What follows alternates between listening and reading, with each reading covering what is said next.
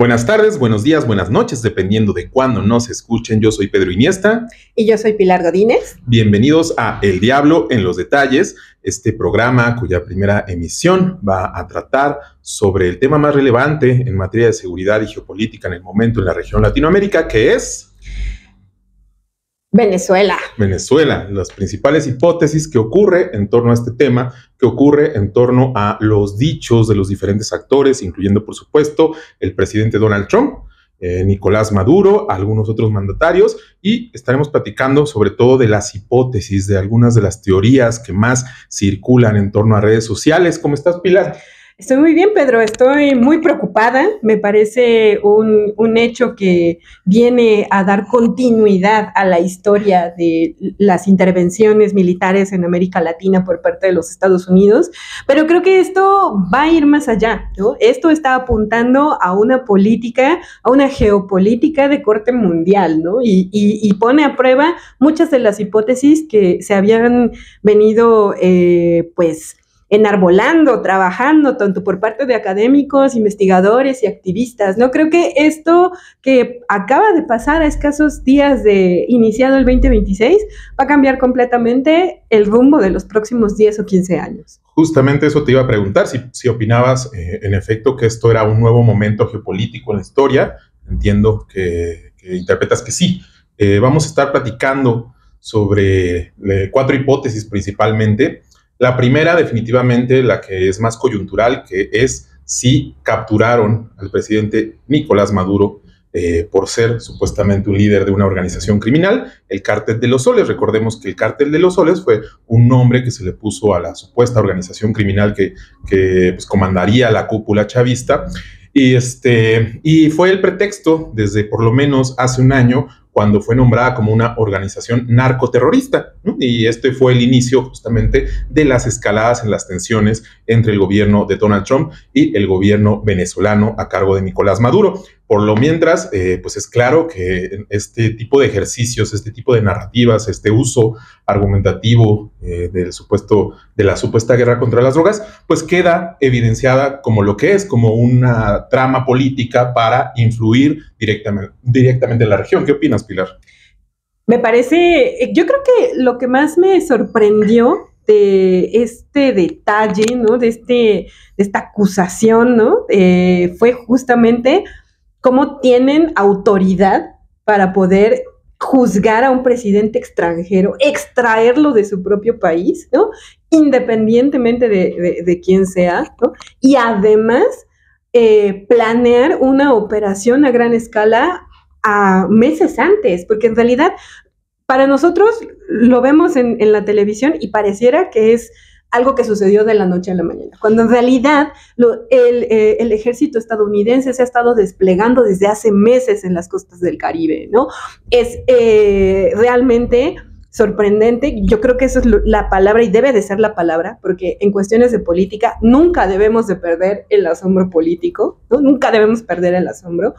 Me parece sorprendente que hayan podido, o sea, que sus posiciones estratégicas estén tan bien definidas que a la luz del pleno día pudieron hacerlo, ¿no? Así, sí, ahí te van mis efectivos de África hacia las costas del Caribe. Y no solo eso, sino que además voy a tener todo un aparato que va a respaldar todos y cada uno de los movimientos del presidente al que voy a extraer, ¿no? Entonces, me parece también muy, no sé si decir aterrador o que siga siendo sorprendente, que al día siguiente, sí, en realidad no existía ningún cártel de los soles. En realidad era un nombre clave para toda un entramado de corrupción que nosotros sabemos y que además también la opinión pública sabe que existe, ¿no? Y cómo pueden prácticamente mentir a plena luz del día y utilizarlo como un argumento y utilizarlo para un caso judicial más bien, ¿no? O sea, creo que en ese sentido esto debería de ponernos en guardia, ¿no? Creo que debería poner en guardia a todo el continente, debería poner en guardia a todos los sectores, ¿no?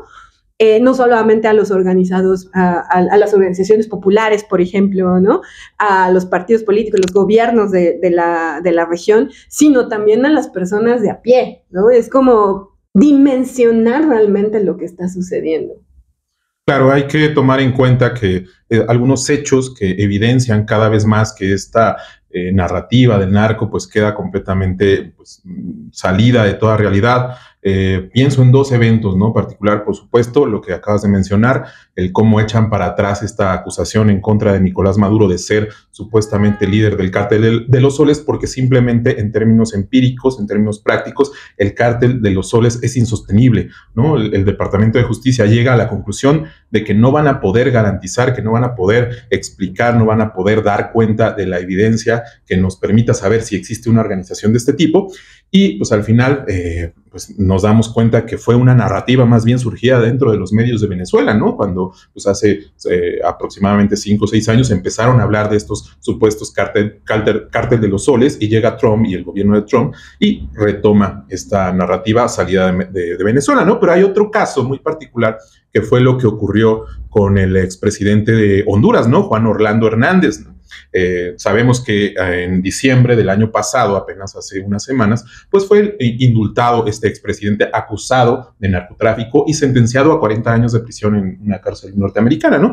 Sale este hombre, fue encarcelado por Joe Biden y simplemente dice, no, pues es que era un buen hombre, que le tendieron una trampa. Sin embargo, en la conferencia de prensa posterior a la extracción ilegal de Nicolás Maduro, pues lo que dice es que a él lo apoyaron porque era parte del partido de Narcy Asfura, ¿no? Quien es finalmente quien gana, el ultraderechista, quien gana las últimas elecciones de Honduras, y que por eso pues lo apoyaron, ¿no? O sea, al final observamos cómo el criterio es completamente político, completamente ideológico. Finalmente queda claro que es una farsa totalmente, al menos en el periodo de Donald Trump. Me pregunto por la factura política que les va a deparar para el futuro, porque esta narrativa del narcotráfico y de la guerra contra el narcotráfico al final tiene una proyección continental. Es algo con lo que también han jugado en algún momento con el gobierno actual de la presidenta Claudia Sheinbaum. Es algo con lo que han querido jugar también en Colombia, ¿no? Claro. Y además Colombia, que es una de sus operaciones insignia, ¿no? Uh-huh. Entonces, me parece interesante preguntarnos cuál va a ser el costo político a futuro, porque es una narrativa que habrá que ver si la pueden volver a repetir y tener exactamente el mismo éxito, o van a tener que cambiarlo, ¿no? Creo que además Petro ha sido muy explícito con su postura, ¿no? Así de, no, aquí no está lo que tú estás buscando está en otro lado y tú sabes dónde está, ¿no? Y esa parte me parece importante porque también sienta un precedente aquí en la región, ¿no? Y la postura, por supuesto, de México ha sido distinta, ¿no? ¿Tú qué opinas, por ejemplo, en ese sentido? Yo creo que ha sido bastante difícil para el gobierno de la doctora Claudia Sheinbaum enfrentar la narrativa de Donald Trump, ¿no? Sin embargo, creo que no lo han hecho del todo mal, ¿no? O sea, por un lado, mientras al mismo tiempo que están llevando a cabo cooperación internacional, están llevando a cabo pues, ciertas exigencias que tiene el gobierno de Donald Trump, al mismo tiempo impulsan cierta agenda relativamente progresista que permite otorgar un gobierno, digamos, de resistencia frente a este fascismo, esta ultraderecha que está ascendiendo totalmente, ¿no? Entonces me parece que ahí la doctora Claudia Sheinbaum ha mantenido cierta inteligencia política, cierta capacidad para mediar entre un gobierno que la está presionando constantemente, una sociedad que exige una demanda de justicia y finalmente pues mostrar al mundo un avance, ¿no? Yo creo que fíjate, yo había pensado en que esta narrativa en realidad viene desde el gobierno de Andrés Manuel López Obrador, ¿no? O sea, agotaron la DEA y hoy la DEA ya no es la principal operadora de esta narrativa en contra de las drogas, sino es la CIA, ¿no? Que es una de las cosas que se está planteando, por ejemplo, en el caso de Nicolás Maduro, y que al final la CIA fue la que opera gran parte de estas decisiones de no apoyar a Corina Machado, etcétera, etcétera, ¿no? O sea, lo que vemos es que sí existe un desgaste de las instituciones norteamericanas a partir del uso excesivo de la narrativa contra las drogas, ¿no? Entonces me parece que ahí tenemos que voltear. Por otro lado, también tenemos que ver pues, que definitivamente hoy no podemos separar, ¿no? O sea, a mí me parece que una de las cosas que hay un error muy grande tanto en la derecha venezolana como en la del mundo, o en general los liberales en México, por ejemplo, es separar la captura de Nicolás Maduro de todo lo que ocurre en torno al gobierno de Donald Trump, ¿no? Que tanto realmente lo que nos está diciendo el mismo gobierno de Donald Trump sobre México, pues al final es cierto, ¿no? Y finalmente creo que es muy importante recordar una nota que circuló hace un par de semanas, me parece que no tiene mucho, en donde se dijo que primero, los primeros ataques, las primeras movilizaciones militares estaban planeadas a hacer aquí en México, y fue la acción del gobierno, fue la cooperación bilateral lo que finalmente los motivó a actuar primero en Venezuela, pero al final ahí está la disposición de intervenir en cualquier territorio donde puedan hacerlo. Y además, me parece que en torno a esta hipótesis, ¿no? Como son también, es como este juego comunicativo, ¿no? No está hablando de complicidad con el cártel de los soles, no estaba hablando Trump de una red internacional, no, él estaba hablando de la jefatura de un cártel del narcotráfico, ¿no? Con las implicaciones que eso tiene, porque no solamente nos habla de un enemigo a vencer por parte del gobierno de los Estados Unidos, y también habla del enemigo interno en Venezuela, ¿no? Entonces, esta construcción del enemigo interno, del enemigo externo, pues va más allá incluso de los anteriores análisis que se habían hecho, por ejemplo, de la complicidad de los Estados Unidos con las dictaduras latinoamericanas, ¿no? O con la complicidad de los gobiernos de derecha de los años 2000. Nos habla de un cambio hacia lo civil, ¿no? Incluso lo que mencionabas de la CIA involucrándose y llevando a cabo labores de inteligencia, la CIA es una organización federal, sí, ¿no? Está controlada por el gobierno civil. Entonces, me parece importante cómo también están cambiando no solamente de actores punitivos a actores civiles, aparentemente neutrales, ¿no? Que llevan a cabo investigaciones, que hacen labores de inteligencia, sino que también eso va apuntando a una economía, ¿no? A una economía de los recursos con los que pueden hacer eso. Creo que eso también es una cosa que nos debería de asombrar y nos debería de levantar ciertas defensas también, ¿no? O ciertas barreras, o decir, no, a ver, no hay que irnos por el lado de la especulación, hay que irnos por el lado de lo que sí está registrado además, ¿no? Claro, y de lo histórico, ¿no? Además, como una organización o como una institución federal de gobierno, pues todos ellos registran cosas, ¿no? Todos ellos llevan a cabo un registro, ¿no? Están las evidencias ahí, ¿no? Creo que es muy interesante también ver cómo se la están jugando en realidad, ¿no? Sí, qué bueno que mencionas esto de las instituciones civiles. A mí me parece que hay un error dentro de las concepciones que observan las estrategias como algo separado, como si fuera garrote o diplomacia, ¿no? Sabemos que en realidad lo que hace Donald Trump en el caso de Venezuela es llevar a cabo el garrote, sí, captura de manera ilegal a Maduro y después pues sigue haciendo las presiones diplomáticas contra Delcy Fuentes, ¿no? ¿Sí es Fuentes? Sí. Contra la vicepresidenta que toma, Delcy Rodríguez, Delcy Rodríguez. Inmediatamente empieza a presionar a Delcy Rodríguez diciéndole que si no hace lo que ellos quieren, si no hace los cambios institucionales para que ellos puedan acceder al petróleo, pues va a ser la siguiente, ¿no? E incrementan las recompensas contra los principales actores dentro del círculo militar, ¿no? Que es Diosdado Cabello y Vladimir, ¿cómo se llama? Vladimir Padrino López, y la incrementan a $25 millones, ¿no? Además, siguen llevando a cabo esta narrativa. Incluso, a mí me parece bien interesante esto que acaba de hacer ayer, me parece, Donald Trump, donde les dice a los venezolanos que protestaron en Nueva York los tipos más feos del mundo. O sea, es parte de esta narrativa, de este constante ataque en contra de los venezolanos, con una finalidad de mantenerlos en una disonancia cognitiva en donde los mismos venezolanos están en Estados Unidos y en otros países, pues terminan despreciando a sus propios compatriotas porque ellos creen que son diferentes a lo que desprecia el que tiene el poder, que es Donald Trump, ¿no? Entonces me parece que toda esa cuestión del garrote y la diplomacia no están por separados, no es por un lado lo civil y lo militar, sino que con Donald Trump simplemente esta frontera desaparece, ¿no?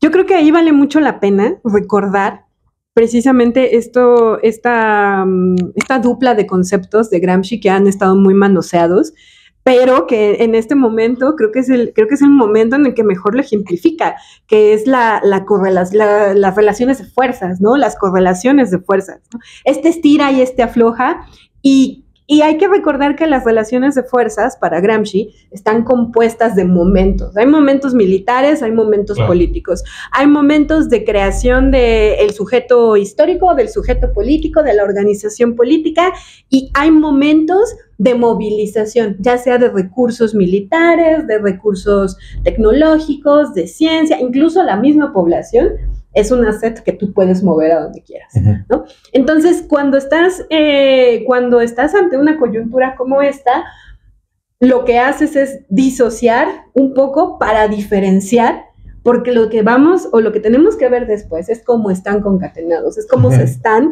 estructurando y cómo se están amalgamando, que creo que es la mejor palabra, ¿no? Porque al final son condiciones y son variables que se van a estar moviendo en los próximos días de una manera en la que vamos a ver sus consecuencias, quizá a finales de este año o el próximo año, ¿no? Una de ellas creo que ya vino con lo que declaró Donald Trump hace poco, de que no va a haber elecciones en Venezuela, tenemos que suspender, o sea, tenemos que tener a Venezuela suspendida políticamente 2 años para después ver qué hacer. Pero vamos a negociar justamente con estos a los que ya les demostramos nuestra fuerza, ¿no? Claro. ¿Y qué tiene que ver con este estira y afloja de las recompensas? Tiene que ver también con las multas que se le van a imponer a Venezuela, ¿no?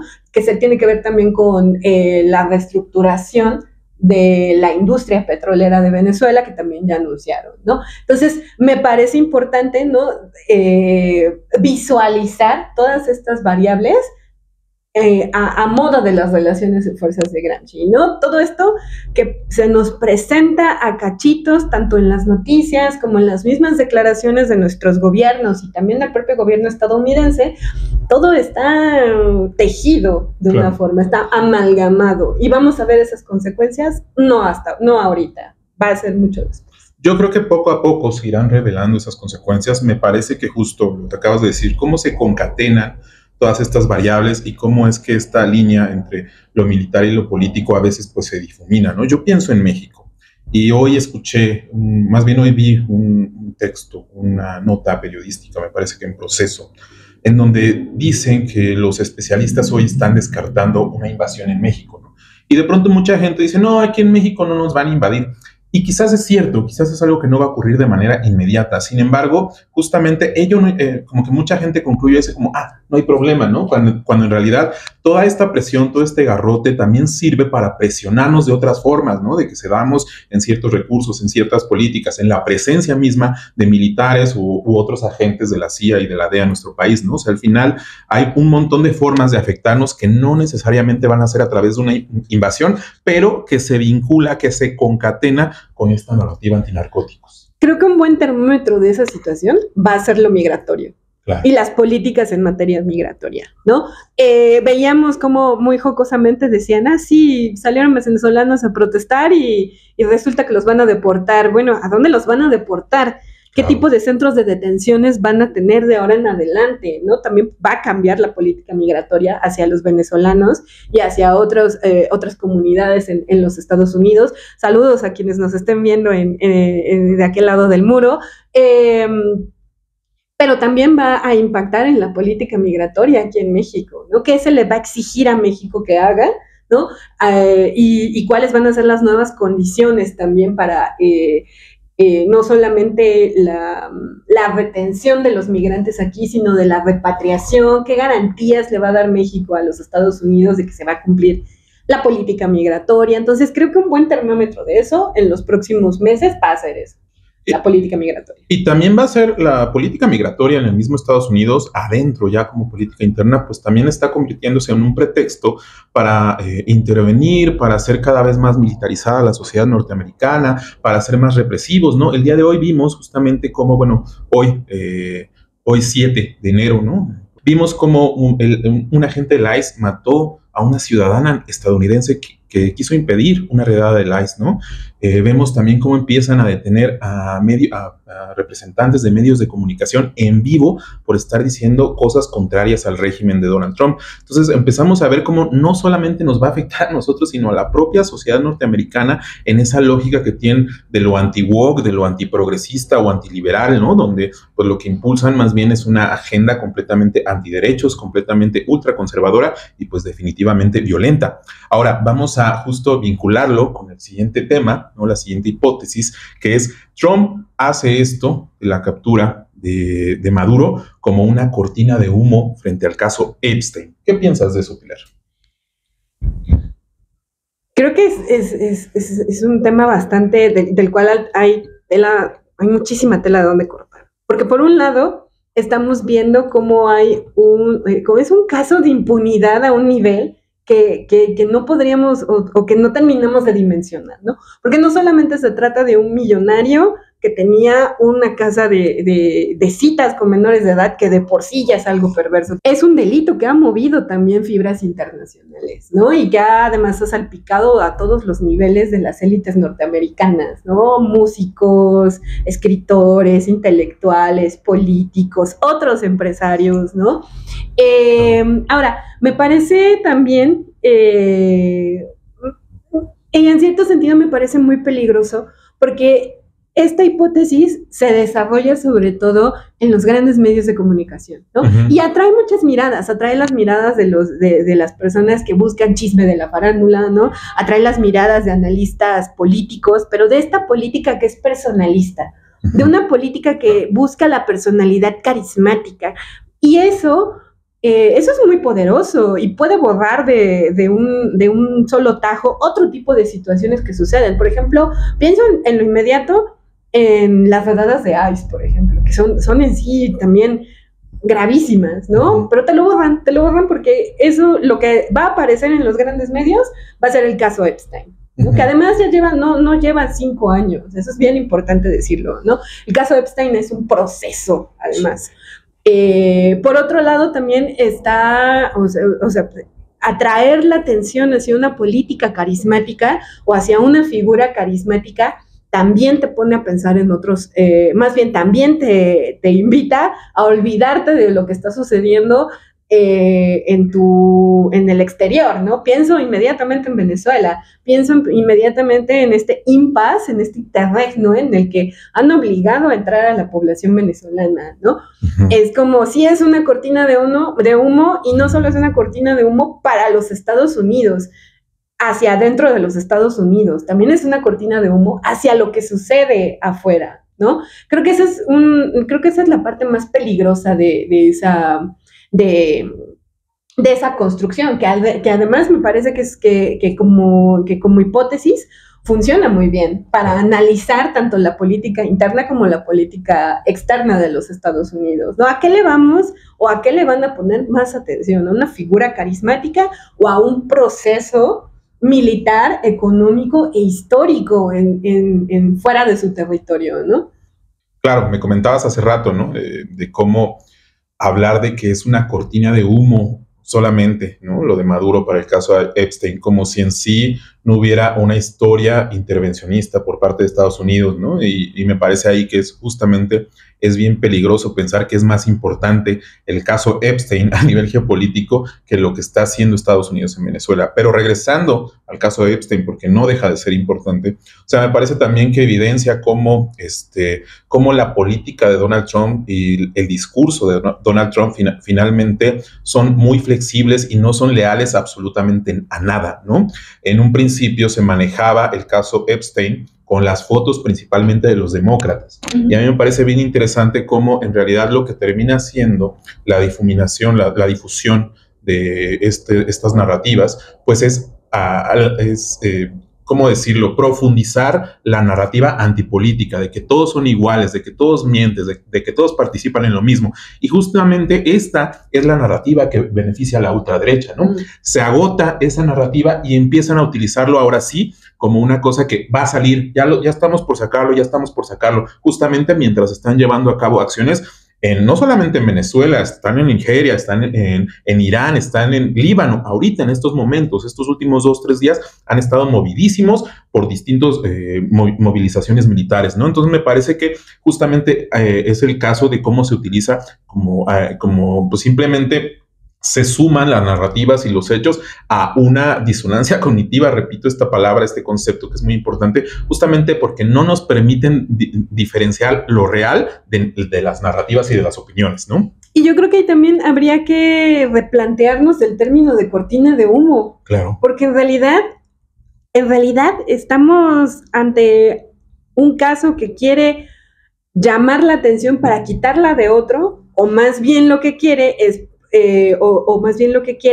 darle una vuelta de tuerca a la situación y empezar a mover las piezas hacia otras direcciones, porque creo que es bien importante este efecto que acabas de describir, que es el de la antipolítica, ¿no? Uh-huh. Así de, no, todos son iguales, no, todos, no podemos confiar en ninguno.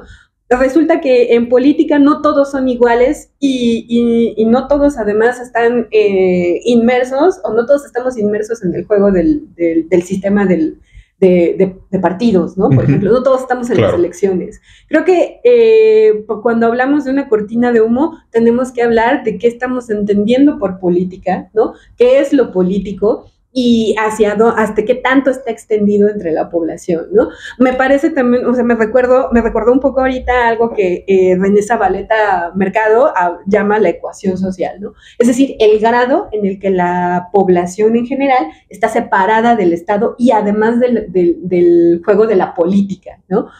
En términos muy liberales, ¿no? El juego de la política, sistema de partidos, etcétera. Y me parece también que ahí podríamos ir replanteando, ¿no? Bueno, estas cortinas de humo, ¿qué tan densas son, por ejemplo, ¿no? Para retomar, ¿qué tan densas son y qué tanto separan a la población de lo que está sucediendo en el entorno político, ¿no? Estas cortinas de humo, ¿dónde se ponen? ¿Para quién se ponen, no?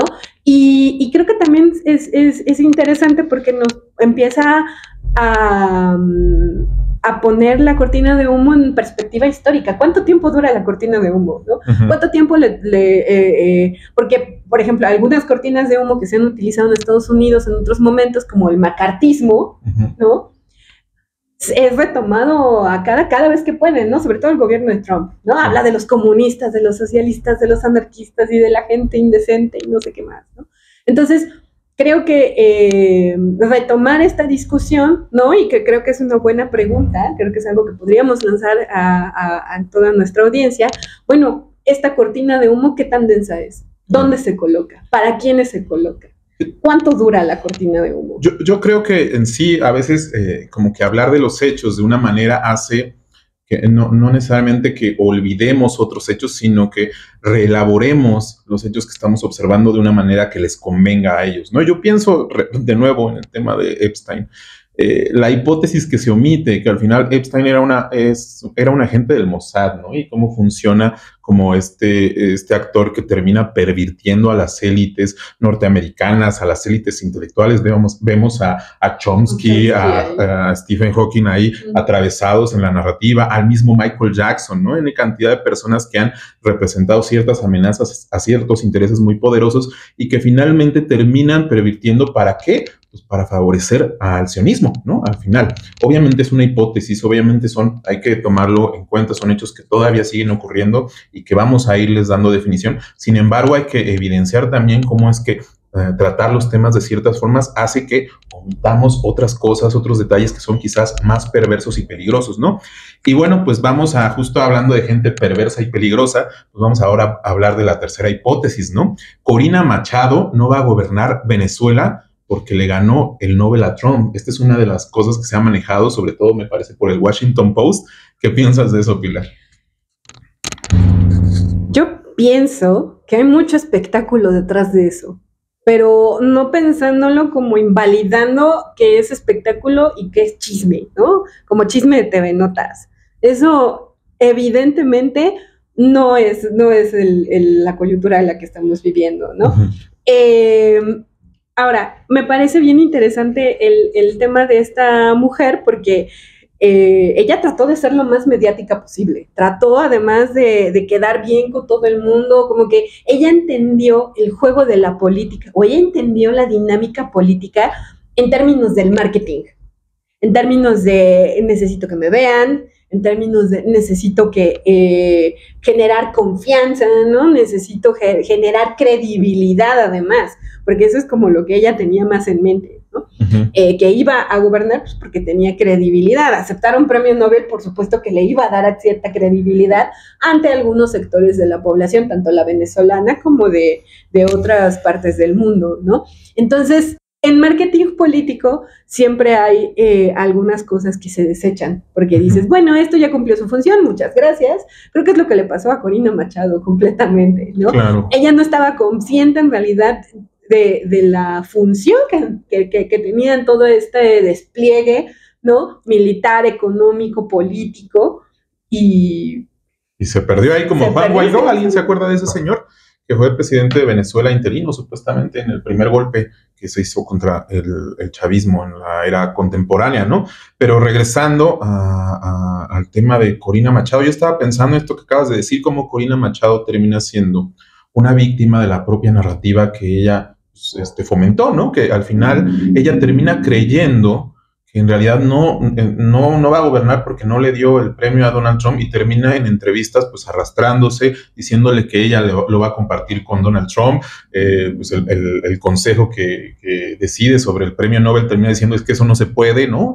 Y finalmente pues termina súper humillada, termina siendo pues avergonzada, y al final pues lo relevante pues no es tanto por qué no va a gobernar si por el premio Nobel, sino más bien el papel que ella tiene como política activa en Venezuela, donde la mayoría de sus simpatizantes están fuera del país, ¿no? El chavismo logró expulsar a una gran parte de estos grupos fascistas, que hoy vemos entrevistas de ellos como terminan celebrando que bombardean a su gente, celebrando diciéndonos a los países como España, como Colombia, como México, que falta que vengan acá nosotros a invadirnos. Ahí ustedes mismos lo pueden ver en redes sociales, cómo termina siendo un espectáculo pues ridículo, ¿no? Entonces justamente me parece que no damos cuenta de que dentro de Venezuela sigue el chavismo gobernando, y sigue con la simpatía de una gran mayoría de la gente por un lado, y por el otro con el control del ejército, ¿no? Entonces, considerando estos dos puntos, pues es evidente que van a sacar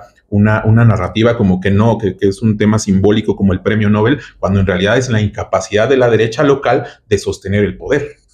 Claro, y además, porque la política del espectáculo tiende a esconder cosas. La política del espectáculo tiende como a echarlas debajo de la alfombra y a decir, no, a ver, aquí no pasó nada, aquí en realidad tenemos lo que sí va a suceder, ¿no? Y en ese sentido me parece que Trump fue súper claro y súper directo, ¿no? Pues sí, conozco a esta cuata, pero no va a gobernar. Es una nice lady, ¿no? Nice lady que no tiene el apoyo precisamente popular venezolano, que él sí tiene que sí tiene la vicepresidenta, ¿no? Claro. Que incluso hasta otro tipo de hipótesis empezaron a circular, ¿no? Así de que, bueno, hubo alguien interno, ¿no? Dentro del círculo de Maduro, pues que lo entregó, ¿no? Y empiezan las suspicacias. Esas suspicacias también son caldo de cultivo para otras cosas, ¿no? Tanto dentro de la política del espectáculo como en esta nueva geopolítica que están haciendo, ¿no? Y también me remite otra vez a esta política personalista, ¿no? O sea, el que importa en ese sentido es Trump. Uh-huh. El que va a mover las piezas del ajedrez va a ser Trump. Yo pienso que deberíamos de ampliarlo un poco más. Tendríamos que pensar no solamente en Trump, sino también en los otros actores del aparato estatal estadounidense, como Marco Rubio, claro, ¿no? Como Marco Rubio, como la cuata esta de seguridad, que además tiene unos comerciales bárbaros en YouTube y en Spotify, ¿no? Que uno dice, ¿cómo pueden realmente normalizar esto, ¿no? Uh-huh. Y me parece como bien también interesante a largo plazo, ¿no? Cómo los otros actores internacionales se posicionan en torno a la decisión de Trump, ¿no? Porque es también, creo que también es una táctica que se ha utilizado en otros momentos, ¿no? Apoyar al régimen civil, apoyar al régimen democrático, decir, miren, si hay elecciones, ¿no? O si estamos respetando cierto orden interno en los países, ¿no? Me viene a la mente el primer caso, además, que Pedro y yo le dimos seguimiento en la vida, que fue Guatemala, ¿no? Claro. Como al final de las dictaduras es como, no, ya no podemos seguir sosteniendo una dictadura, no podemos seguir apoyando un régimen militar, necesitamos que en este momento llames a elecciones, que en este momento te legitimes y al mismo tiempo, porque al mismo tiempo nos vas a estar legitimando a nosotros. Creo que el apoyo o la cooperación que quieren tener o que han declarado que quieren tener con Delcy Rodríguez va hacia esa dirección. Claro, y bueno, pues también esto que acabas de decir, ¿no? De las suspicacias, o sea, a mí me parece no es nada casual, pues, que haya tanta gente volcada a saber si hay una infiltración o si hay un acuerdo previo con la cúpula chavista o una parte para finalmente traicionar a Nicolás Maduro, en un momento donde al mismo tiempo Donald Trump te está diciendo, yo ya comando Venezuela, yo ya tengo ahí mi control, ¿no? Y al mismo tiempo este tipo te dice, yo voy a intercambiar el petróleo venezolano por dinero, ¿no? O sea, al final termina reconociendo que va a terminar comprando petróleo venezolano, que no lo está extrayendo. Vemos lo que está pasando con el buque iraní ruso, ¿no? O sea, al final Trump no tiene este control que quiere proyectar sobre los recursos energéticos, a pesar de que haya tomado a Nicolás Maduro, ¿no? O sea, vemos que hay una capacidad bélica evidente, una capacidad técnica y una capacidad de inteligencia súper fuerte por parte del gobierno de Estados Unidos. Sin embargo, tiene que seguir ejerciendo estas acciones discursivas para proyectar algo que definitivamente no tiene, que es el control, por un lado, del territorio de Venezuela y por el otro lado, está perdiendo también terreno frente a esta disputa energética que no solo abarca el petróleo, ¿no? Abarca las tierras raras, el litio, etcétera, etcétera, donde está compitiendo en muchos lados por conseguir este tipo de recursos, ¿no? Y bueno, pues este tema nos vincula con la última hipótesis que queríamos discutir, que es si Trump lo hace o no lo hace por el petróleo, ¿no? Me parece justamente que ahorita no queda muy claro que el petróleo está en el centro. Sin embargo, pues hay muchas hipótesis ahí de que no lo hace por el petróleo, sino lo hace por una cuestión más bien geopolítica, en donde, de hecho, Marco Rubio lo dijo en una conferencia de prensa, no queremos el petróleo de Venezuela, simplemente queremos que China o Rusia no lo tengan, ¿no? Entonces ahí ya vemos cómo en realidad, pues pon tú que en términos económicos, tal vez ese petróleo específicamente no le represente tanto a Estados Unidos. Sin embargo, sí les interesa que otros actores no accedan a él. ¿Qué piensas de eso, Pilar? Creo que además entra en juego una expansión o el intento de una expansión y de un control real y meramente hegemónico, ¿no? No pensemos la hegemonía como un juego entre blancos y negros, no pensemos la hegemonía entre un juego como dominantes y dominados únicamente, sino que habla más bien de negociaciones y de reacomodos, ¿no? Habla de cómo las relaciones de fuerza se concatenan. Y en ese sentido, creo que lo que estamos viendo es que está tratando de retomar o de recuperar un tipo de hegemonía global en ese sentido. No quieren competir con los rusos, contra los rusos, no con los rusos, contra los rusos. Oh. Quieren competir contra los chinos, quieren competir también con los mismos gobiernos latinoamericanos que han estado tratando, ¿no? Como de rescatar ahí cierta soberanía y cierto control sobre los recursos naturales. Entonces creo que esta expansión también habla de complejidad, pero también habla de la necesidad de un análisis más detallado, ¿no? O sea, de ir viendo a estos actores internacionales que se han estado posicionando a sus propios ritmos, ¿no? Pienso que las respuestas de los rusos, las primeras fueron muy escuetas, las primeras fueron de, a ver, ¿qué está sucediendo primero? Y luego empezaron a armarse ya, a decir, no, tú no puedes hacer esto, ¿no? Los chinos han sido más cautelosos, ¿no? Y creo que también están preparando algo por ahí, entonces. Claro, hay que tener un poco de cuidado con estas, pues exaltar, ¿no? El posible papel que pudiera tener China y Rusia en la defensa de América Latina. O sea, me parece que hasta ahora ha sido bastante simbólico, pues principalmente discursos, narrativas que invitan, que pues le piden, le exigen a Donald Trump que no exceda sus funciones presidenciales, que no vaya más allá de su papel pues, en la región. Sin embargo, pues queda muy poco claro si realmente intervendrían en una una posible intervención, valga la redundancia, como lo que vimos en Venezuela, ¿no? O sea, al fin y al cabo, sí tienen un papel ahí, por ejemplo, los rusos dando tecnología a los venezolanos, al ejército venezolano, pero que vimos, como se pudo atestiguar en la operación militar estadounidense, que pues es insuficiente y que definitivamente no pudieron adelantarse a la toma de Caracas, ¿no? Entonces, me parece que sí, en efecto, hay que ser bastante cautelosos con las expectativas hacia estos gobiernos y más bien pensar en nosotros desde este punto de vista, desde México, desde Brasil, desde Colombia, desde los países de América Latina que hoy están viéndose confrontados con Estados Unidos de manera relativa, pues, ¿qué podemos hacer para resguardar nuestra soberanía y nuestra libertad?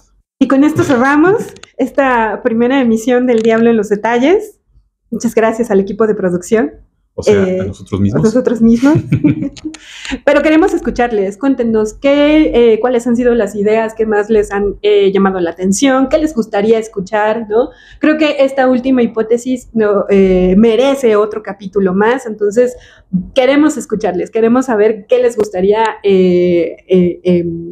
platicar en torno a la cuestión del petróleo, en la cuestión de la expansión geopolítica. El reacomodo. El reacomodo, porque va a ser un reacomodo americano, latinoamericano, asiático y mundial prácticamente, ¿no? Entonces, esperamos sus comentarios, preguntas. Y pues muchas gracias por escucharnos. Síganos en todas nuestras redes sociales, @PedroElCosmonauta, @ParvoCarpela. y esperamos que estén muy bien. Coméntenos, déjenos su like. Los esperamos en la siguiente emisión.